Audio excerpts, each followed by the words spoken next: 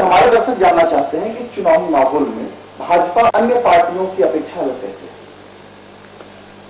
मैं मानता हूं कि भारतीय जनता पार्टी जिस प्रकार नरेंद्र मोदी जी के द्वारा एक विकास की राजनीति की बात कर रही है, भ्रष्टाचार मुक्त देश की बात कर रही है, और मैं मानता हूं कि इस देश में हमें फुकट राज नहीं चाहिए, पानी मुफ्त देंगे, बिजली मुफ्त देंगे, ये बात नहीं हम करते हैं। हमारे मोदी राज में मुफ्त राज नहीं है। हमारे मोदी राज में इस प्रकार की इकोनॉमी लाएंगे, इस प्रकार रोजगार की निर्माण करेंगे कि लोगों की जेब में पैसा आएगा, नौकरी करेंगे, मेहनत करेंगे और उस पैसे से वो स्वाभिमान के साथ बिजली खरीदेंगे, पानी खरीदेंगे।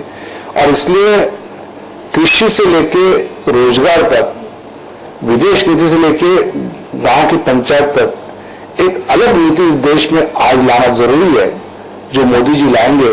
मैं मानता हूं कि भारतीय जनता पार्टी का यही अलग महत्व है कि विकास की राजनीति, vote for India, vote for BJP, vote for Modi. Sir, जो मैं मानता हूं कि भारतीय जनता पार्टी 18 से 20 सीटें लोकसभा में जीतेगी। सर, पूरे देश में क्या माहौल है मोदी जी के लिए?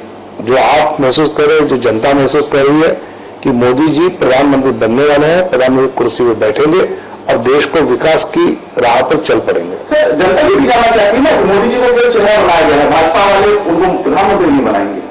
मुझे लगता है कि जनता नहीं चाहे, ये सोच रही है, जो हमारे विरोधक है वो सोच रहे हैं। और जब बाकायदा भारतीय जनता पार्टी की राष्ट्रीय कार्य समिति, पार्लियामेंट्री बोर्ड ये निर्णय करता है, तो वो निर्णय पार्टी का होता है, ये चेहरा नहीं होता है। उसी चेहरे के कारण आज हम जीत की कगार पर खड़े हैं, तो वही प्रधानमंत्री होंगे। तो सर, समय से पहले फिर डिप्टी प्राइम मिनिस्टर की बात क्यों की? और डिप्टी प्राइम मिनिस्टर आपके अलायंस जो है घोषित कर रहे हैं, स्वयं घोषित कर रहे हैं, ऐसा क्यों? कल इस विषय पर अरुण जेटली जी ने खुद कहा है कि कैंपेन का मुद्दा होता है, अरे अपने वहां का सांसद चुनेगा तो वो उप प्रधानमंत्री बनेगा। तो मैं मानता हूँ कि कैंपेन की बात है। जेटली जी ने कहा कि मैं किसी भी रेस में नहीं हूँ, लेकिन अमृतसर लाऊंगा, इतनी बात उनके दिमाग में पक्की है। सर, भारतीय जनता पार्टी है कि जानती है कि मोदी जी की जो हवा है पूरे देश में चल रही है, तो आखिर उनकी कैंडिडेट यानी उनको लोकसभा का टिकट देने में इतना देर क्यों हुआ? लेकिन भारतीय जनता पार्टी ये कोई किसी परिवार की पार्टी नहीं है कि वो सोनिया जी ने तय किया, उधर मायावती ने तय किया, मुलायम ने तय किया, इधर उद्धव जी ने तय किया। ऐसी पार्टी नहीं है। इस पार्टी में पार्लियामेंट्री बोर्ड होता है। उस पार्लियामेंट्री बोर्ड को नाम प्रदेश के बोर्ड से आते हैं। पार्लियामेंट्री बोर्ड में चर्चा जब होती है तो नेताओं के दौरे होते हैं, सभाएं होती है, तो 2 दिन होते हैं, फिर वापस गैप होती है, वापस 2 दिन बाद होते हैं। तो 2 दिन में सिर्फ 6 राज्य अगर हुए तो बाकी राज्य बाद में आते हैं। तो अल्फाबेटिकली जो लिए गए वो पहले आए।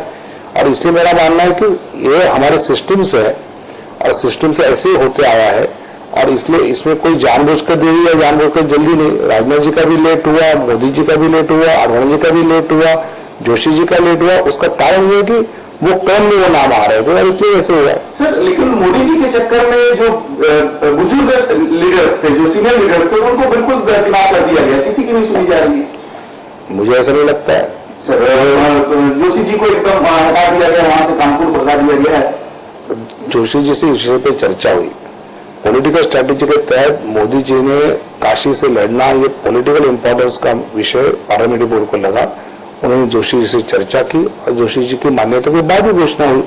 अब उनकी मान्यता के लिए रुके तो बोले कि मोदी को लेट क्यों हो रहा है। मान्यता नहीं ली, जल्दी नहीं किया तो बोलते आप जोशी जी को दरकार किया। ये मीडिया की जो दोगली नीति चलती है ना, उस पर मुझे काफी आश्चर्य होता है। सर, मीडिया की नहीं, मतलब ये जो देर हुई है सर, उसके ऊपर आश्चर्य होता है कि मोदी जी को देर करे या जोशी जी को कन्विंस करे, क्या करना चाहिए आप बताओ। सर, पहले डिक्लेयर करने का कुछ तो फायदा होता है।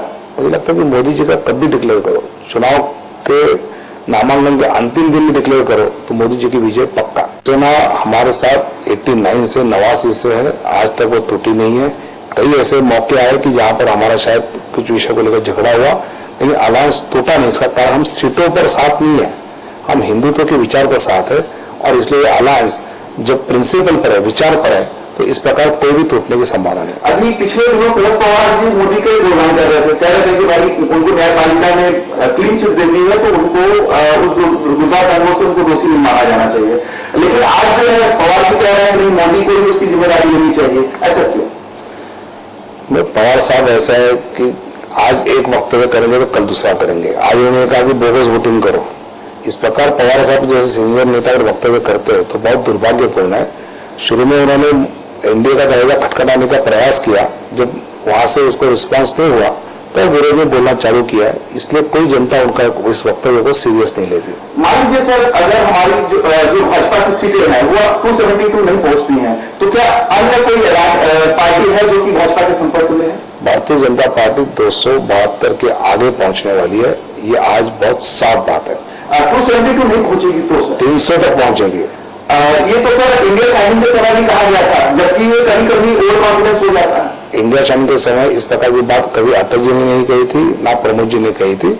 हम विजय प्राप्त करेंगे, दक्षिण में हमको खतरा है, ये पहले से कहा था और दक्षिण में खतरा हुआ, सरकार नहीं बनी। और सर ऐसा कोई उम्मीद है कि जयललिता जी पिछली दफा की तरह जयललिता जी मोदी जी के साथ में दिखाई दे? कि शुरू में हमारे साथ शिवसेना और अकाली दल थे, बाकी पार्टियां नहीं थी, लेकिन जैसे अटल जी को 170 सीटों के ऊपर मिले तो 18 पार्टियां साथ जुड़ी। मुझे लगता है हम अपने आप बलबूते पे 272 के आगे जाएंगे, लेकिन फिर भी और 8-10 पार्टियां साथ जोड़कर एक 2/3 मेजॉरिटी वाली सरकार मोदी जी बना पाएंगे। सर केजरीवाल पे क्या टिप्पणी आपकी? इम्पैक्ट हुआ था, लेकिन दिल्ली में जिस प्रकार उन्होंने खुद को अनार्किस्ट कहा और बाकी जो ड्रामा चल रहा है, मुंबई में आए जिस प्रकार रिक्शा में कानून तोड़े, लोकल में कानून तोड़े, तो आप में और बाकी पार्टी में फर्क क्या रहा?